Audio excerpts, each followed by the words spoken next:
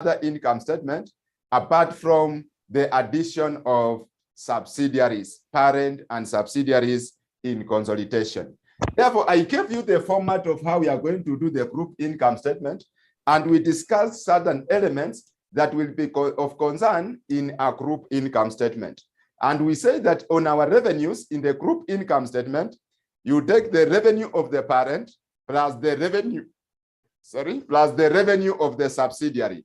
And remember the way we discussed associate in the balance sheet, also in a group income statement, you don't consolidate associate, neither you don't consolidate joint venture. Therefore, the only items you consolidate are items from the parent company and items from the subsidiary company, items from the parent and items from the subsidiary. Therefore, in the group income statement, we are going to have, if you have associate in the group income statement, we said that associate you don't consolidate, but in associate we said you only recognize group share of profit after tax. You only recognize group share of profit after tax. That is the only item you recognize from associate. Then we discussed almost all items of the group income statement, apart from the how to consolidate NCI. We did not discuss NCI. Now you say a profit attributable to NCI, profit attributable to NCI. How do we compute that profit attributable to NCI? That is what we want to discuss now. Profit attributable to NCI. Now, in our income statement, after profit after tax, if you check on our format, after profit after tax, we said less profit attributable to NCI, so that you only remain with the profit attributable to the parent. Because in our income statement, we only need the profit for the parent, therefore you less NCI. Therefore, on that item of profit attributable to NCI, how do we compute it? How do you compute that profit? Therefore, you say profit attributable to NCI, profit attributable to NCI equals to NCI percentage equals to NCI percentage. NCI percentage equals to NCI percentage times profit after tax from the subsidiary. Therefore, you take NCI percentage, for example, if NCI is 20% or 25% or 30%, times the profit after tax in the subsidiary, times the profit after tax in the subsidiary. Therefore, this profit after tax from the subsidiary will need to be adjusted sometimes if we have certain elements. The profit before I take NCI times profit after tax. Remember, in S, I have H limited, I have S limited. Therefore, this is what I'm saying, good friends. This is the income statement in your question. This is the income statement from your question. We have sales, you have them there, up to profit after tax in that question. Maybe let me, this is 200, this is 300. That is your profit after tax. Therefore, for me to get profit attributable to NCI, I'm required to take the NCI percentage times this profit after tax in that subsidiary. Then I less from the consolidated income statement. But now, before I take this profit after tax, there are some items that would have affected maybe this profit after tax that we need to adjust before we take that profit. Therefore, we say here, you say a profit after tax, profit attributable to NCI equals to profit NCI percentage times profit after tax. Now, we say adjusted profit after tax from the subsidiary. What are the items that will affect the profit attributable to NCI? Therefore, here you take profit after tax. You take profit after tax from the subsidiary. Then you come to less. You less any depreciation undercharge from that profit, depreciation undercharge. Now, I believe we discussed depreciation undercharge. I believe you understand it. Depreciation undercharge. Because if the subsidiary, maybe it undercharged the depreciation, it means that this profit is overstated. I believe you are following, because we said sometimes maybe the company may revalue the asset. The company may revalue the asset, and upon revaluation, they fail to incorporate revaluation in their books. They fail to incorporate revaluation. Therefore, if they do not incorporate that revaluation, it means our items will be affected by depreciation undercharge. Therefore, in that case, you are required to adjust this profit with that. And then you also less UPS, unrealized profit on closing stock in case of upstream transaction. Upstream means where the subsidiary is the selling company of the goods. I believe we discussed UPS. You can now understand when I say unrealized profit on closing stock. But what I'm saying here, in case of upstream, upstream means the subsidiary sold goods to the parent.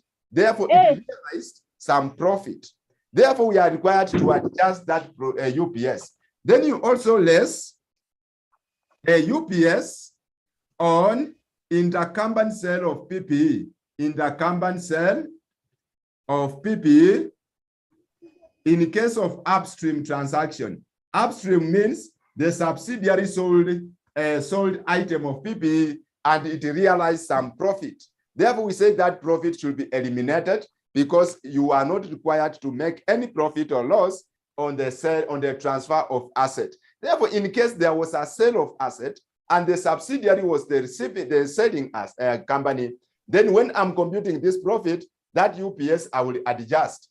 Then I also come to less. I come to add depreciation overcharge. Depreciation overcharge. Depreciation overcharge. I come to this one. I add depreciation overcharge. Depreciation overcharge. Then I get the adjusted profit after tax in S, in the subsidiary. Then I take out of that, I take the NCI percentage. Therefore, remember in our income statement, if you remember very well, in our income statement, we said a profit after tax. We said less profit attributable to NCI. How do I compute profit attributable to NCI? I take the NCI percentage times profit after tax from the subsidiary. Now, to take this profit, sometimes it might not be correct profit because of some items. And items we are saying is like, maybe there's depreciation undercharge. Maybe during the year we undercharge depreciation. Maybe there's unrealized profit on closing stock. Maybe there is UPS on intercompany sale of PPE. Maybe there is depreciation overcharge. Therefore, you are required to adjust for those items. Then before you take NCI percentage, That's how we get that item, good friends. That's how we get that item. Then we want to do a small question. We want first to do a small question to understand how we do the income statement. Then after that, we do the question of September 2021. We want first to do a small question. We get the concept. Then after we have the concept, then we do the question of last sitting. That is May, and that is September 2021. After we have finished this question, let's first do the question of November 2015. It's like a small question, November 2015. After we do that question of November 2015, then we do the question of May, September 2021. Then I believe you will be okay. I believe we will be okay with the income statement, Therefore, if you are there, you open November 2015, question number, let me check on my paper, question number, November 2015, question number 1, November 2015, question number 1. We just want to see how the income statement behaves, then we move on. If you are there, you will notify me that you are there so that we move on. We want to do at least some few questions so that we understand the in-depth of this concept income statement. Thank you very much, Nixon Ruto. You are saying you are there. You are saying you are there. Thank you very much. Ross Apura, you are there. Thank you very much. Ross Apura, you are there. Thank you very much. Peter Hamisi, Annette, you are there. Thank you very much. Infinix Hot 3 there. You are saying I am there. Thank you very much. Annie, thank you very much. Therefore, you are the representative of others. Therefore, we can move on now. Let's look at this question. Question number 1 of November 2015. It starts by saying number A. In the context of IFRS 3 business combination, discuss how non-controlling interest NCI are measured. Discuss how NCI are measured. Can you share the question on WhatsApp? Can we share the question on WhatsApp? Kindly, this question we have been sharing the links. Therefore, you can save them somewhere so that whenever we have a class, you don't have to request all the time. Kindly be keeping them in your drive somewhere, or even you can print them. You can print them so that whenever you have a class, you don't have to request all the time. Remember, the links are available everywhere. The links are available for our past questions. Okay, I believe your friends will share. I believe your friends will share. That is iPhone number 7 Plus. I believe your friends will share. Thank you very much. Number 1, in the context of IFRS 3 business combination, discuss how non-controlling interest NCI are measured. Now, under IFRS 3, we discussed 2 methods of how we can measure and account for NCI. We say that we have fair value method, where the NCI is measured at their market value or at their fair value. Number 1, we said that we have fair value method, where we measure NCI at their market value. Then number 2, we say that we measure NCI at partial or proportionate share of their net assets, where we say that we measure them at cost. And the cost of NCI, if you remember very well, we say that it's the share of their net assets at acquisition that becomes their cost. The cost of NCI is the share of their net assets at their acquisition date. Therefore, we said we have 2 methods, and we have explained. Number B, we say, on 1st April 2015, H Limited acquired 75% of equity shares of F Limited or through a share exchange of 3 shares in H Limited for every 5 shares in F Limited. The nominal value of each share for both H Limited and F Limited is Sh5. The shares of these companies were trading in a securities exchange at Sh30 and Sh16 for H Limited and F Limited, respectively. On the same date, H Limited acquired 30% of equity shares of N Limited by paying Sh10 per share. The nominal value of each share of N Limited is Sh5. The nominal value of each share is Sh5. Then the statement of comprehensive income for the 3 companies for the year ended 30th September 2021 are set out below. Now we have the income statement of the 3 companies. We have H Limited, we have F Limited, then we have N Limited. Sales revenue, cost of sales, gross profit, distribution cost, administrative expenses, finance cost. Then investment income, profit before tax, income tax, profit after tax is there. Then we continue. We have the statement, the summarized equity information for the 3 companies as at 30th September 2015 is given below. Now, when you check here, we have the equity statement where we have ordinary share capital of Sh5 per value. We have in H, F, and N. We have the share premium there. Retained earnings on 1st October 2014, we have it there. Profit or loss For the year ended 30th September, it is also there. Then dividend paid on 20th September 2015, it is also there. Additional information. Let us see the additional information.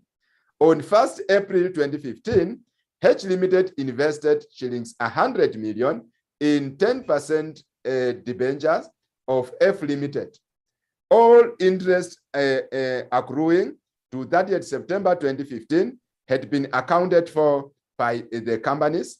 F Limited had other loans in issue as at 30th September 2015. As at 30th September 2015. Then number 2, during the year ended 30th September 2015, H Limited sold goods to F Limited for shillings 120 million at a markup of 25%. 1/3 of these goods was still in the inventory of F Limited as at that 20th September 2015. Number 3, as at 30th September 2015, the investment of H Limited in N Limited had been impaired by shillings 24 million owing to the losses that N Limited had been incurring. Any goodwill arising on H Limited's investment in F Limited is not impaired. Number 4, an item of plant of F Limited had a carrying amount of 96 million and a fair value of 136 million as at the date of acquisition. This plant had the remaining life of 5 years as at the date of acquisition of the shareholding in F Limited. All other assets of F Limited had a fair values which were equal to their carrying values as at the date of acquisition. Number 5, F Limited owned a registered trademark F Limited owned a registered trademark with a remaining useful life of 5 years as at the date of acquisition. This trademark was valued by the specialist at shillings 40 million as at this date. This trademark had not been reflected in the financial statement of F Limited. Then number 6, H Limited had included the whole of the dividend it received from F Limited in the statement in the income in its investment income. Number 7, no fair value adjustment were required on the acquisition of the investments in N Limited. Number 8, the non-controlling interest in F Limited was to be valued at its full fair value as at the date of acquisition. Number 9, incomes and expense of all the 3 companies were deemed to accrue evenly throughout the year unless otherwise stated, unless otherwise indicated. Required goodwill on acquisition of H Limited's shareholding in F Limited. For 4 marks, you give me the goodwill there. Then number 2, consolidated statement of comprehensive income for the year ended 30th September 2015, 12 marks. Now, when you check in this question, when we check from our income statements, our financial statements, it's a question that has 3 companies. We have H Limited, we have F Limited, then we have N Limited. Now, when we read in the introductory part, you find that H Limited acquired 75% of shareholding in F Limited. Therefore, automatically, F Limited becomes the subsidiary company. Whenever you acquire shares more than 50%, that other company becomes a subsidiary. Then also, when we read in that note, you will find that on the same date, H Limited also acquired 30 million ordinary shares in N Limited. Therefore, if you acquire 30 million, it means that that is below 50%, but more than 20%, it becomes associate. It becomes associate. Therefore, as I indicated the other day, in a group question, the first thing you are required to do is to do the structure. You draw the structure of acquisition. The structure of acquisition, I will show you the importance of this structure. H Limited acquired F Limited. When did we acquire F Limited? On 1st April 2015, H Limited acquired 75% of F Limited on 1st April 2015. Then when are we consolidating the books? That is the question. When are we consolidating the books? Because if you miss that date in the income statement, you will automatically get a 0 if you miss on the dates of acquisition. Why? Because if you acquired a subsidiary in between the year, for example, I start my year in January.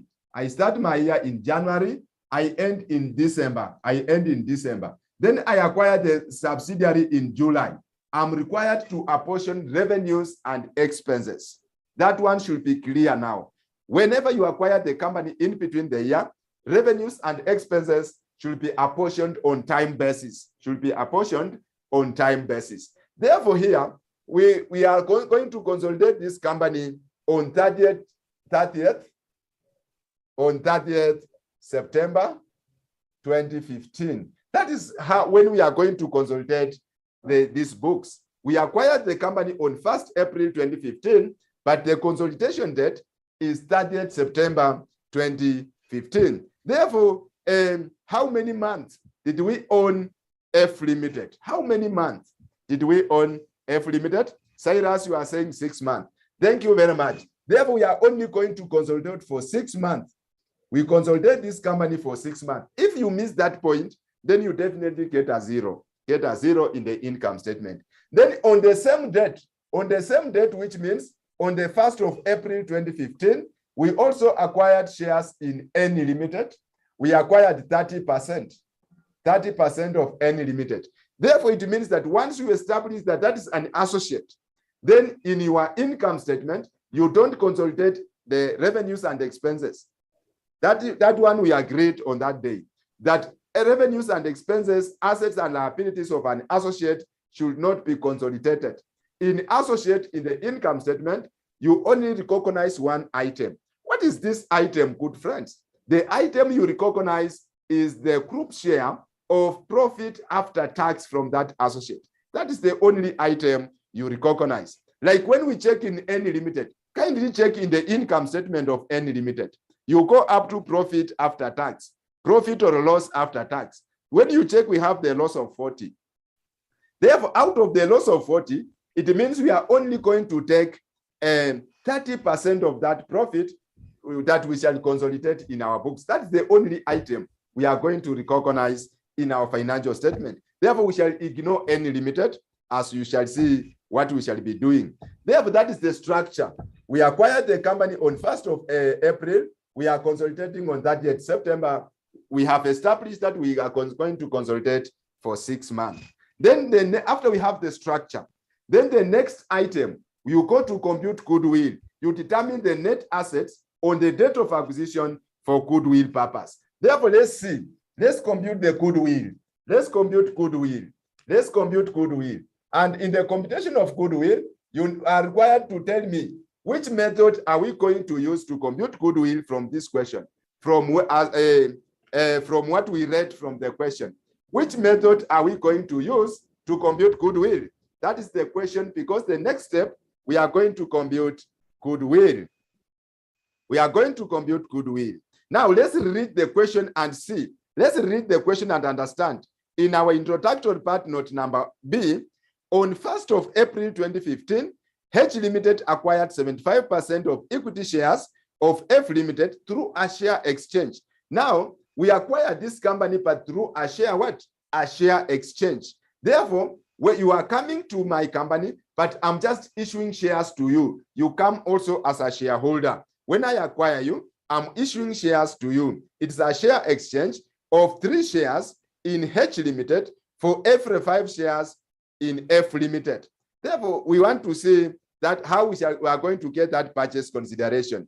It is through share exchange. For every 3 shares, for every 5 shares you have, you get 3 shares in F Limited. The nominal value of each share for both H Limited and F Limited is Sh5. The shares of these companies were trading in the securities exchange at Sh13 and Sh16 for H Limited and F Limited, respectively. On the same date, H Limited acquired 30% of the equity shares of NE Limited, paying Sh10 per share. The The nominal value of each share of N Limited is shillings 5. Therefore, first thing, before we compute goodwill, how do we compute goodwill? Goodwill equals to purchase consideration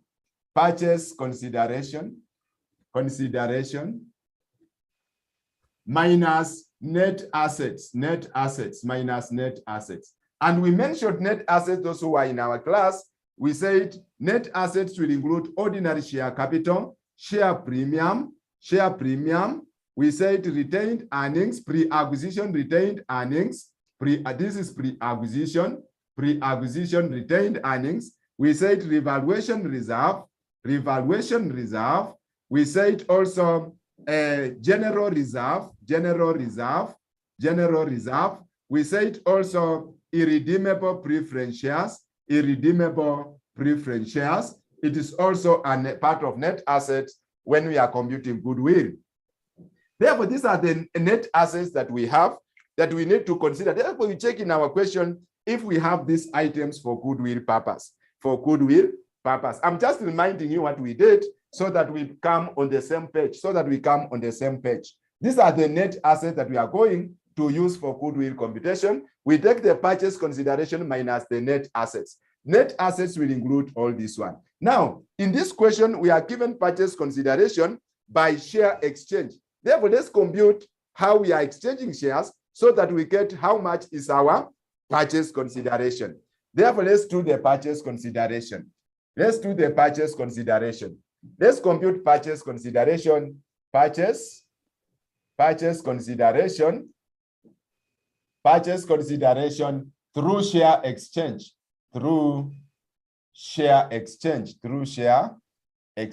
Purchase consideration through share exchange. How are we going to do this? Examiner is saying that for every 5 shares in F Limited, they get 3 shares. Therefore, how many shares are there in F? How many shares are there in F? How many shares are there in F? How many shares are there in F? Are there in F Limited? Therefore, for us to get the shares, let's go to the summarized equity statement, equity information. In F Limited, you find that a total capital in F, total capital equals to 960 divided by the bar value of 5. 960 divided by the bar value of 5. We want the number of shares. This one will go there once. 1 in 46, it's how many shares there? 192. Thank you very much. We have 192 shares. Those are the total shares in the subsidiary. Then group share of shares. Group share equals to 75%, or parent share. You can say parent share. Parent share equals to 75 times 192. How many shares are those? Parent share. 75% times 192. 75% times 192. How much is the parent share? 144. Thank you very much. 144. Therefore, for every 5, you get 3. If I'm not wrong, in the introductory note, on 1st April 2015, H Limited acquired 75% of equity shares of F Limited through a share exchange of 3 shares in H Limited for every 5. Therefore, every 5, you get 3. What about 144? How many shares are those? 144 times 3 divided by 5. How many shares are those? How many shares are we acquiring there? How many shares are we acquiring? How many shares? For every 5, you get 3. Then how much is 144? Thank you very much. 86.4. 86.4. Therefore, our total shares we acquired is 86.4. The total shares that we are going to pay is 86.4. Now the value of the shares equals to 86.4 times the market price in the market price in H. Because it's the H company that is paying, therefore you multiply by the market price in H, of which it is 30. Of which it is 30. The market price in F is 30. We multiply by 30 to get the value. Because which company is paying for these shares? It is H Limited that is paying for the shares. Therefore, you take that 86.4 times the market price in H, because H is the one paying 25.92. Thank you very much. 25.92. That is the purchase consideration. That is the purchase consideration that H Limited is paying for these shares. The purchase consideration is that one. Now, if you are given the market price of the shares in the subsidiary, that market price, I will repeat, if you are given the market price of the shares in the subsidiary, then that market price of the shares will help you to get the value of NCI on acquisition. I will repeat again for clarity purpose. I'm saying that if at all you are given the market price of the shares in S, in the subsidiary, then that market price will help you to get the value of NCI, the fair value of NCI on acquisition. Therefore, in this case, we were given the market price of the shares in S Limited, F Limited as 16. Therefore, value of NCI, let's see the value of NCI. Value of NCI equals to shares attributable to NCI, times the market price of the shares in F Limited, times the market price of the shares in F Limited, times the market price of the shares in F Limited. Therefore, if I want to get the value of NCI, market value, fair value of NCI, I will take 192 times 25%. NCI is 25%. How many shares are there attributable to NCI? How many shares?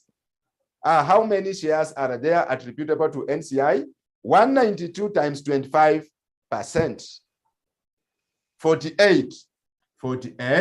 Then you multiply by 16 the market price of shares in S. And never forget this one, because in every question, whenever we have share exchange, that's what we are going to do in every question. Therefore, don't forget, when we do another question, don't ask how are we doing. I'm explaining now. Therefore, how many is that? 768. Thank you very much. 768. That is the value of NCI on acquisition. Therefore, that gives us now the authority or the mandate to use fair value method in the computation of goodwill. We are now going to use fair value method in the computation of goodwill. Therefore, let's compute goodwill using fair value method. Goodwill using fair value method. Goodwill using fair value method. Here you take purchase consideration, which is 2592. Then we add fair value of NCI, which is 768. Then you give me total. You give me total there. 2592 plus 768. Total 3360. Thank you very much. 3360. Then we come to less. We come to less total net assets in the subsidiary. We less total net assets in the subsidiary. Ordinary share capital, we have 960. Ordinary share capital, we have 960. Share premium, we have dash. Share premium, we have dash. Then, when you go to note number 2, kindly let's read note number 2 together. Let's read, sorry, note number 4. Let's read note number 4 together. Let's read number 4, note number 4. Note number 4 says, an item of plant of F Limited had the carrying amount of 96 million and the fair value of 136 million as at the date of acquisition.